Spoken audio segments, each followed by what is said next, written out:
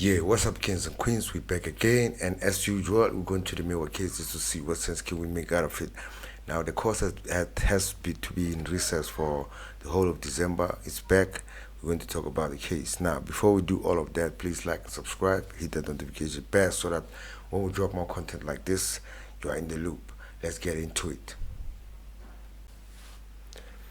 Obviously, guys, I didn't forget about the interview that I promised between me and Mr. Elton Hart. It's still in the works. It's just that our communication broke down just a little bit. So, it was through the vibe of December, but we're still organizing how that thing can come through. Now, let's get back to the case. Getting back to the case is Advocate Mushololo was on Ginindza trying to find out if that polo that he was talking about, that Zungu said he saw at the hostel, was it the one that he feel that is the one that was being driven on the night of the crime?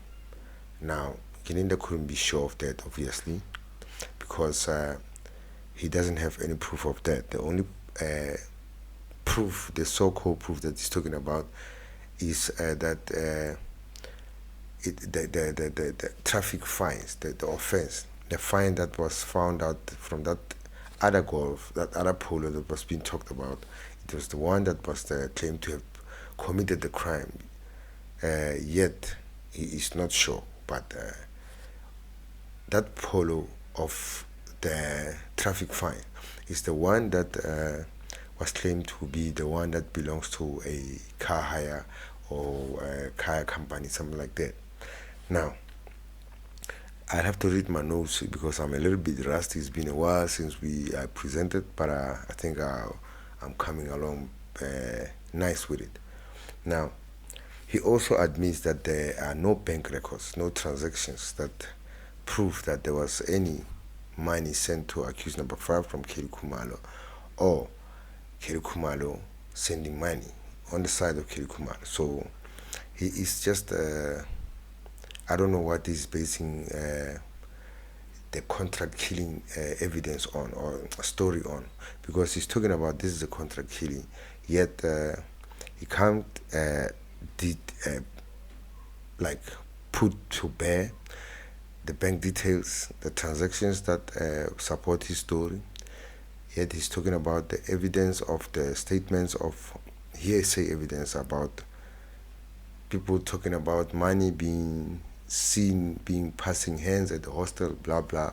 But he's talking about it was a cash thing.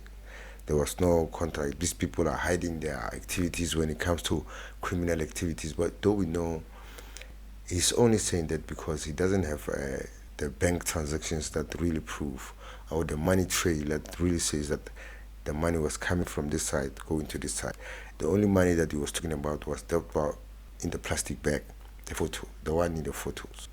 He never really said he could trace a large sum of money on accused 5 or from accused number from 3 or any accused, or even on Kelly Kumalo's accounts.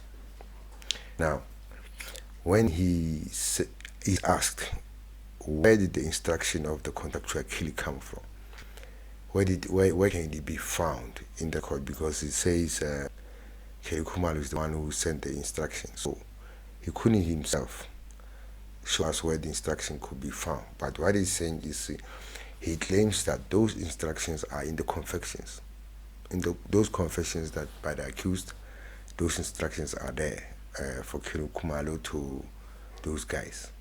So everywhere it's just relying on flimsy evidence. There's no concrete proof of what he's talking about. It's just for him to get the story over and done with. It doesn't show a prudent officer really worked on this case. It doesn't really say this is somebody who was really willing to crack this case. It doesn't say that. Now, obviously, Mshololo's cross-examination ended so quick, but I guess he got what he wanted, because basically what he was trying to do was just trying to bring Ginindza to the conclusion, to her conclusion, closer to her conclusion and closer to her side of the story, because she kept hammering on the fact that Ginindza couldn't do this, couldn't prove this, Can you do this? Can you prove the bank records? No. Did you get the bank records from before the crime, just before the crime happened? From the 26th, like of around August until October, just before the crime, he couldn't get those records. So it shows that her aim was to just get this guy to admit, no, there's no bank records. I couldn't find the bank records. I can't say the golf is the one. All those things. He really admitted that, but Ratha was quick to see that. And then he came in and he wanted to know who CPU was. And then you have to remember that Ginindza said Spewer's statement was read because advocate, in fact, Mr. Mgomezulu brought it up. So there was an argument, so they decided to bring it up, and then the court, only to find out that it's the court that said, read that statement. So what is done in this case, when the court is the one that ordered a hear statement to be read, the state never handed that case over, that statement over. The defense never handed it over. It's the state, it's the judge. So what is done in this case? This is entering the arena, or is it just fair judgment? Let's see. Talk about it in the comments below. Now, I'm sweating bullets. Excuse me, guys. Just bear with me. Now, and then he wants to know who handed up the statement, and then is he alive? That's impure. Is he alive or deceased? It was revealed that he is deceased, and then it was not of natural causes. But now get this. Later, when we see cross-examine, I'll still come to that, but yet I feel like this is the time to bring it up. Later, when Minister is cross-examining this Ginindza, we found out that Simpio Buthelezi had a mental problem. He was released on what they could be called a medical parole, right?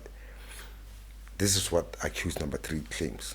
Now, Ginindza says no, he doesn't believe that this guy was in his proper senses. What he believes is that this guy was okay, and if they don't believe it, he can still go and make that examination, that investigation, to find out if he was really released on parole, medical parole. Now, what he's saying is showing you that he didn't really make an investigation. If he really wanted to know how this guy got out from jail, he should have gone to that correctional services and trying to find out how this guy got out. But obviously it shows that he didn't know that this guy got out because of mental illnesses. That's why he was released. So he decided to bring him up, or probably he knew he was just using unfair advantage. So he decided, no, I'm gonna grab this guy, and then nobody's gonna know that he was mentally incapacitated, and then I'm gonna make him make a statement, and then only to find out, no, it's that statement can't stand because this guy can't even come to the stand because he's deceased.